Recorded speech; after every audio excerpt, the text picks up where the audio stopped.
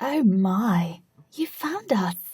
Welcome to Paranormal Proposition, a podcast that investigates the odd and unexplained.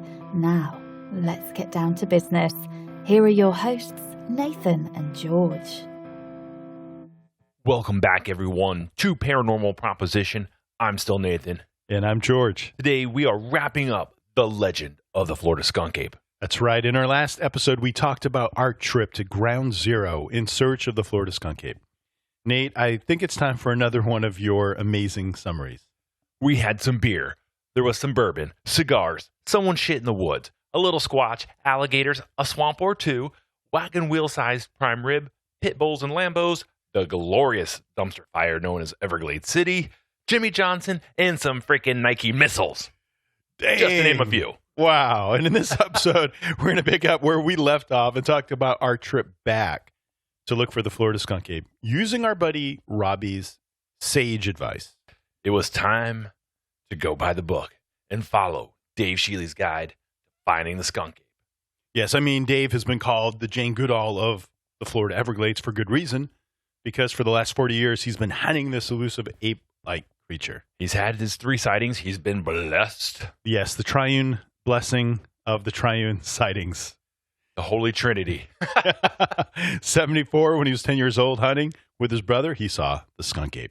1998, he was out with his camera, and he saw the skunk ape and fired off 27 pictures. 2000, the video was bequeathed to the world. It shook the world. So we thought, all right, we're planning our trip. We're going to go back again, and we loaded up the SUV, and we drove 93 miles from Deerfield Beach. And as we're driving, It's a long drive. it's a long drive. It was hotter than hell. And Nate's getting I'm bored. already bitching up a storm. It's true. I hate the heat, and yet I live in South Florida. I know it's ironic. But being that it was a long drive, we did have some time to kill. Yes. And George decided to crack open the Skunk Ape Field Guide and bless me with some knowledge. I call it the Skunk Ape Bible. This is the guide written by Dave Shealy. The illustrations are amazing. The information is incredible. The chapters, the one chapter actually is just filled with so much information. And I was dropping some, we talked about it before, but we kind of discussed some of the main takeaways. On page 3 of Dave's guide, we have, it is estimated between 7 to 9 skunk apes live in the Everglades area. Yet he does not go on to state how he arrived at these numbers. I mean, it's almost like Isaac Newton. Was he sitting under a tree and an apple fell on his head and he's like, there's 7 to 9. Right? How did he come up with this? There's a herd. 7 to 9. So as we were down there the last time, there were a few things that we noticed during our trip we didn't bring up. One was there were a lot of dollar-type establishments, Dollar Tree, Family Dollar, What have you. Dollar General, don't forget the General. Don't forget the general. We also saw a lot of dilapidated, rundown, and abandoned Circle Ks. Yeah. So our first formula was derived from those two things. It could work, Yeah. but more on that in a minute. We digress. So we finally arrive at Long Pine Key Campground in the Everglades. We decided we're going to rough it. We're going to get into the thick of it all, experience it all, for better or worse. Yes, we set up our camp. And another thing we learned from Dave's guide on page 12 is that it's not easy to find a skunk ape. And I read this to Nate. Dave tells us, plan on spending many hours or days in your ladder stand using field glasses to scan the Everglades' vast horizon. And I told you to go to hell. So that was out. So we had to find a way to make it happen faster. One of the things that we talked about was bait. And thankfully, Dave also talked about this in his guide. He said, if you plan to use deer liver, remember this should be kept on ice until your site is chosen. Deer livers are a son of a bitch to come by. So that was out of the equation. Thankfully, he had another option. However, large lima beans are the recommended bait and should be considered your first choice. Let's just face it, folks. A little easier to come by. Yes. So we got the finest lima beans known to man that we could find. We didn't go generic. We also got a case of PBR because You're in the swamp. And it just seems like a thing a swamp ape would drink. Time to make magic, folks. Time to make magic. So we wake up the next day bright and early, swing down by the local lake, do a little bass fishing, and then it's time to strike out. Yes. And funny thing, as we're heading out of Florida City and towards the Everglades, Big Cyprus, we forgot some supplies, so we stopped by a dollar store. And as we were driving in, Nate was almost hit by a broken down Aerostar minivan. As we drove around more and more, we decided that this had to figure into the equation. So for you guys, we have now the advanced Skunk Ape population equation. If you take the number of dollar type stores minus the closed Circle Ks, you divide that by the number of beat up ass minivans in your area, it should give you a rough estimate of the number of skunk apes around you. 81 miles later, we come to our first stop, which is Kirby Storter Roadside Park. This is a hidden gem. It's right off Highway 41. It's named after one of the area's pioneering families, and it's a pretty cool place. There's a 1 mile round trip boardwalk that lets you explore a mature cypress strand without actually getting your feet wet. Like when that happens. They have a chickie hut there, which is more or less a palmetto thatch. Or I call it a Gilligan Island hut. That's what I call it from the north. I had to explain to George it's called a chickie, and it's a Native American thing, especially here in Florida. But palmetto thatch over top a bald cypress log frame. We saw some gators. We saw a stack of black snakes coiled up. We had some lunch. We rocked out some cold cuts, but we're burning daylight, folks. We got places to go, places to see, skunk apes to capture. To acquire, to find, obtain, to rustle. I don't know. But yeah, so we head to Skunk Ape HQ in Ochopee, Florida. And we get in there, and Nate, again, has an epiphany of sorts. We walk in, and once again, there's a cute girl behind the counter. And it wasn't the same girl as the last time. No. Nate's recollection. Yeah, no, it was definitely a different girl. And now I can't help but wonder if Dave has some kind of witness protection scheme for just hot chicks, because he's kind of running the corner market on this thing. I'm just saying. The theory. Nate struck up a conversation with her, and one of the questions we wanted to ask, which he did ask, was recent sightings. Yeah. What do you got? What do you got? Help me out here. North, south, east, west, where are we going? Where are we going to bring this PBR and lima beans? Oh. We don't want it to go to waste. Heavens no. But unfortunately, the last credible sighting that they had documented, as it were, was about 2 years ago. The trail has gone cold, so had to go to plan B, which is Turner River Road. Folks, it was an entirely different movie. Now, don't get me wrong. The geography was there. This time it was underwater, where before we were able to wander out several hundred yards. Yes. This time, not so much. Yeah. So we finally found a spot. It was interesting, too, as we're going back there. So now we're lugging all this junk. We got our chairs, we got our bait, we got our cameras, we got this and that. And as we're walking out there, to the left in a tree is a water moccasin coiled up. It was ready to strike. I had to George, we just got to kind of step off to the side. For those of you that don't know, these types of aggressive snakes, like cobras and what have you, can jump 3 times their body length. And we're looking at a 3 or 4 foot snake. You can do the math. Not a good day in the office. You're in the middle of nowhere. You get bit by a highly venomous snake. It's not going to work out for you. I felt like I was wearing flip-flops to a boot kicking contest. Oh, it was. I wasn't prepared. It was welcome to nature. It wants to kill you. But we press on. We finally find a place elevated. And coincidentally, it was the only place that was elevated, yet not under a tree canopy. So we're there in the heat, just beating down on us. The sun is directly above. Nate is beginning to stroke out already. I'm pissed. Had to crack open a PBR, resuscitate him. So we get the chair set up. We get the bait set up. We open up the can of lima beans, and we waft in the air, trying to get the lima bean scent to go out. We cracked open a PBR for the skunk ape because we figure probably would enjoy that. And waited more. It sucked. I felt like a wax statue melting. It was bad. We were there for an eternity. At least it felt that way.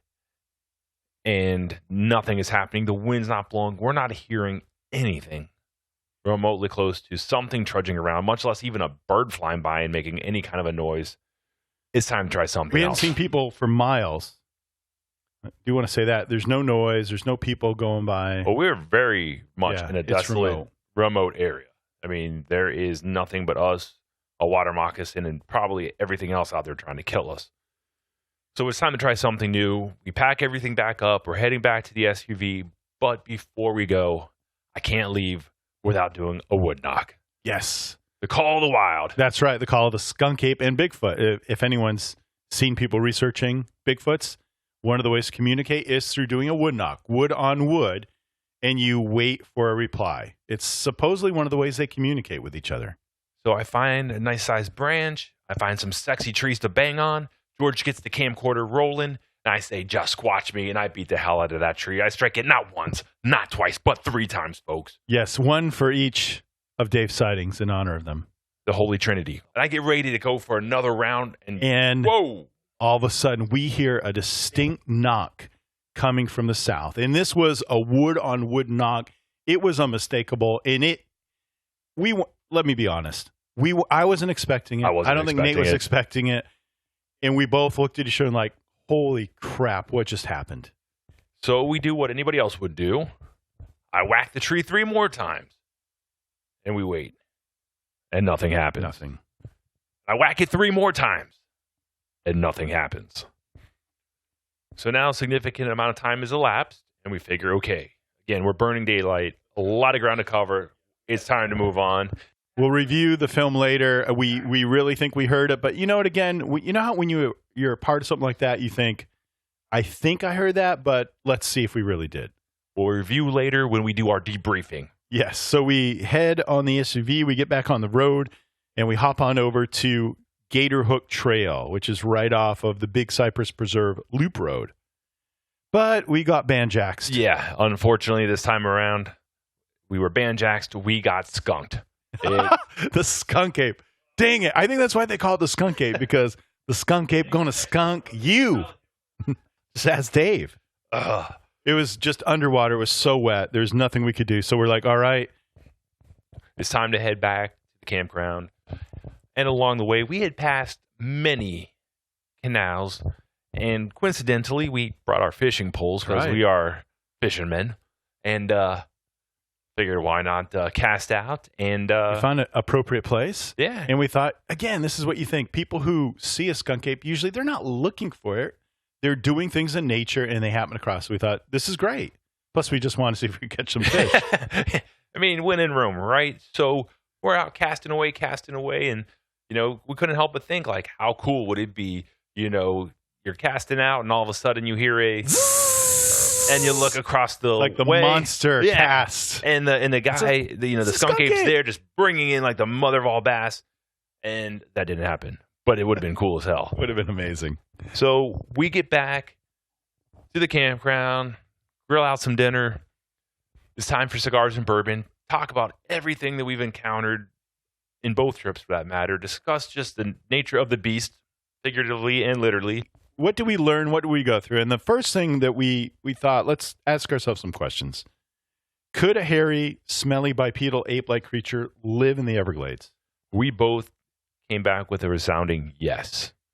I think if you spent time out there, you would too, in the sense of just 5 to 10 feet to 15 feet off any trail, and those are hard to come by, you can't see a thing. You would be amazed at what is right next to you unless you really stopped to take a gander. I mean, you have to stop and look at things. Even playing back footage, we realized later on, like, oh, there was this bird, or this was there, or that was there. We didn't even see it. We didn't see it while we were walking around, but fortunately we caught it on film. The other big thing that we kind of kicked around was, okay, food sources. Yes, that's huge, right? It has to eat just like you and I. And we both came to the conclusion there is plenty there. Between gators and birds and panthers and bears and people. They go missing in the swamp. What? Maybe that has something to do with it. A lot of vegetation. There's watermelon patches and then their parts. There are also tons and tons of farms. Yes. From watermelon patches, lima bean, corn, sugarcane. I mean, it would be very, very hard to go hungry out there unless you were just absolutely not looking for something to eat. Yeah. The next question we asked was, okay, what about the knock? What about the knock response that we got earlier in the day? We rewound the film. We heard it distinctly. What could that have been? One thing we kicked around, because you see enough of them out there, is, well, maybe it could have been a bird, right? It just doesn't fit the mold. It didn't sound like that. When you hear a woodpecker, it's a very high pitch and it's continuous. Tat, tat, tat, tat. You know what it sounds like. Anyone, you've heard it in the woods. It wasn't that. It was a thud. It was a wood on wood knock. It was a knock. So there's no birds that I know of that make knocking noises. It wasn't a bird. So then we thought, okay, what about a tree falling or a branch breaking? In either one of those situations, you have a series of events that take place. You have a whole bowl of Rice Krispies, snap, crackle, and pop. Yes. It's not just crack. Symphony of sounds. Exactly. Right? It really is an event. Thing that happened. Yeah. And then a branch breaking is a crack sound. It's not a thud. All right. So we kind of eliminate that. What about a person? Now, this was interesting because we had a couple different theories of what and how that could be. And one of them was, okay, people in general were creatures of habit. And if most people heard boom, boom, boom, they would respond with boom, boom, boom. Call and response. Exactly. Right? Think of it like the cut and the shave. Bum, ba-da-dum, bum, bum, bum. Same thing, right? Human nature. It's just what we do. That's what you want to do. We got one thud. And even when I did it again, nothing. Nothing. And again, nothing. Right? So you kind of think it would be very uncharacteristic of a person. And something else we were thinking about, though, was our location at that point in time. And we're 5-10 miles from Skunk Ape headquarters. As the bird flies, right? We're not far away. So potentially someone there, and they're conscious of the skunk ape. They're conscious and aware of skunk apes may do knocks. And if you do knock, you respond to knock, right? So we want to take that into account. But here's the thing. And I mean, you could almost see Dave Shealy, right? You can see Dave Shealy with a baton, like a holster of some sort. He has this like the most incredible gnarly wood to do a wood knock. So, he hears boom, boom, boom. The campground's there, right? The guy is going to be lit up like the 4th of July. He's going to be sounding the alarm, shooting off flares. He's going to be in a swamp. The Squatch light goes up. His bat phone's ringing. I mean, like, did you get it? Did you get it? Rally the troops. Call out the cavalry. And that didn't obviously happen. No response. And here's the other thing. Dave's location was to the north, and the sound we heard was to the south. There's nothing behind us. And you look on Google Maps, and we did Google Maps before and after. You look on the satellite view, it's just marsh. It's just swamp. I don't even know how many hundreds of acres of just sawgrass. And then you get to a dense forest. Right. I mean, there's nothing there. Look, there's no houses. So could it be a person? Possibly. It could, but highly unlikely. Kind of eliminated a couple things there.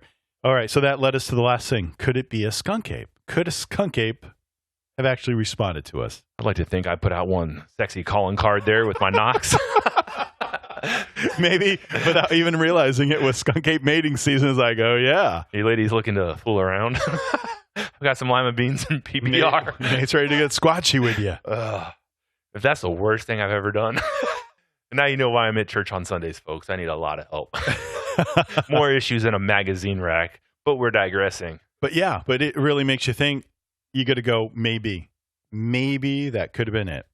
But it's interesting. As we kept going on about this, we realized something as we're sitting by the campfire, that this story that we've been thinking about and researching and going and doing all this stuff, it is a story about a skunk ape, but it's also a story about a man. Yes. A man they call Dave Shealy. We affectionately call him Diamond Dave. I don't like the Jane Goodall thing. So the whole thing, I mean, what actually started out as a story, or at least the investigation of a skunk ape, actually kind of became twofold in learning more about Dave, his experiences with the creature, and the whole history of the area. And his love of that area. Yeah, and everything that's transpired up until present day. Yeah, so we try to go step by step. We think about as kids, could he as a kid have seen with his brother out hunting, could he have seen a skunk ape? Obviously, he saw something.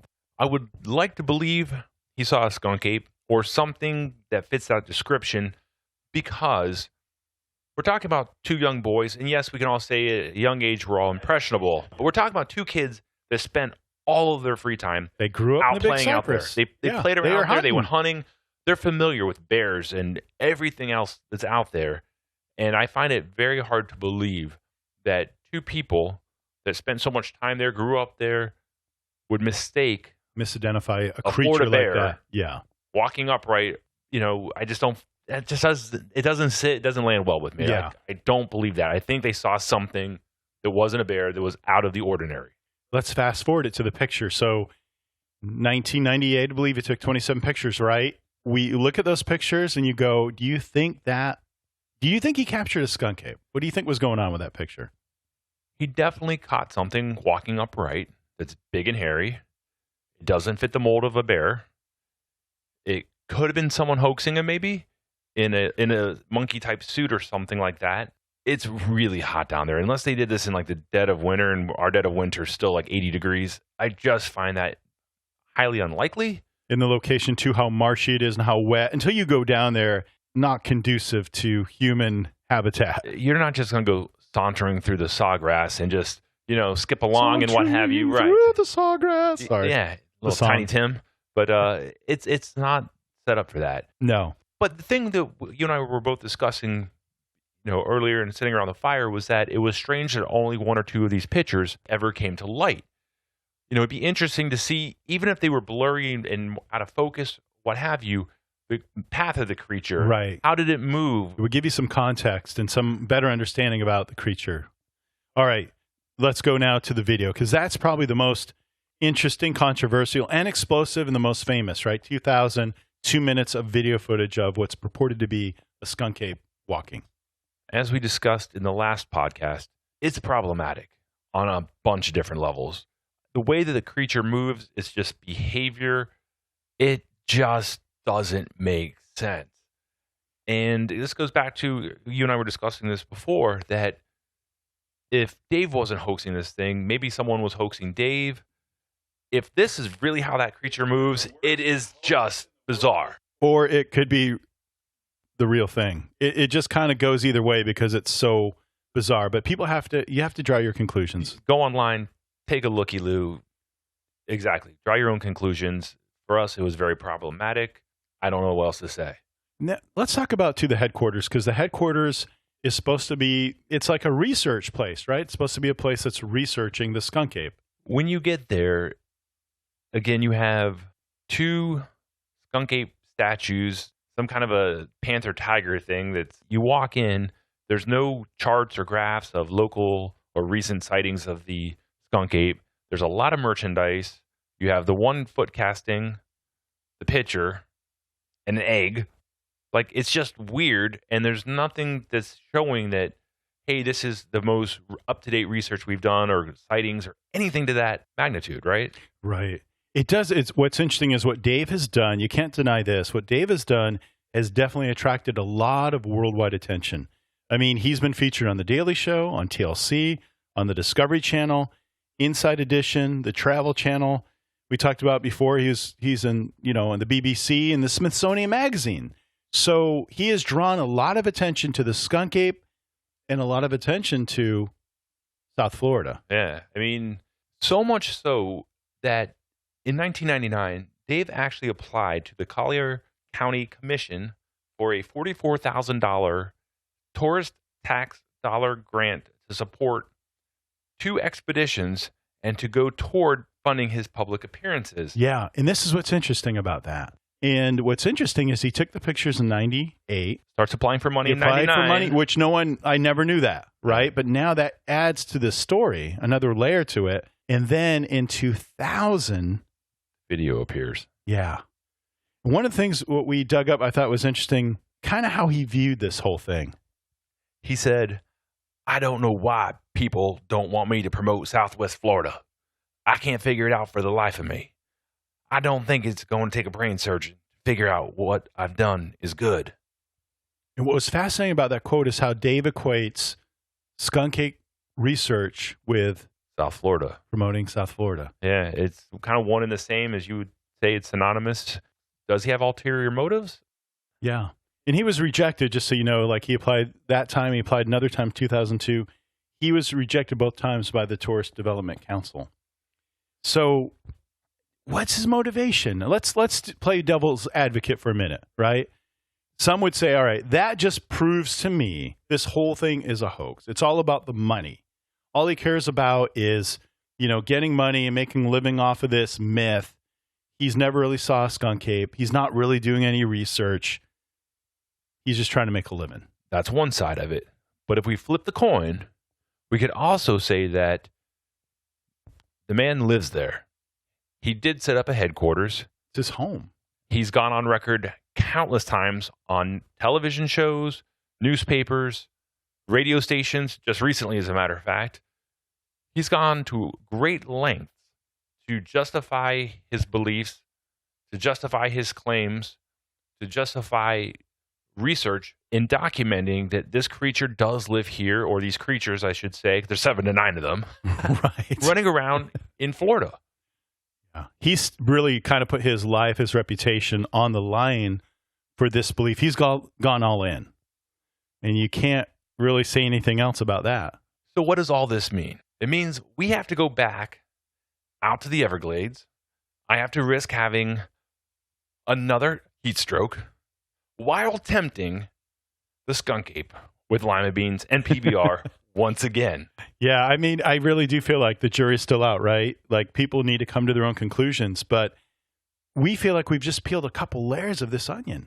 There's so many layers left. And we'd love to know what you think about this. Had 3 episodes. Hope you really have enjoyed them. But do you have any stories? Do you have any family members, any friends who've had encounters with a skunk ape or the Bigfoot? What are your thoughts on this whole discussion? Do you think it's a fraud? Do you think it's real? We'd love to hear what you think. To wrap this up, if you ever find yourself on 41, stop in, say hey to Dave, pick up a skunk ape thong. Maybe a t-shirt or a mug. I don't know. But keep your eyes open. You never know. You just may see a skunk ape. That's our show.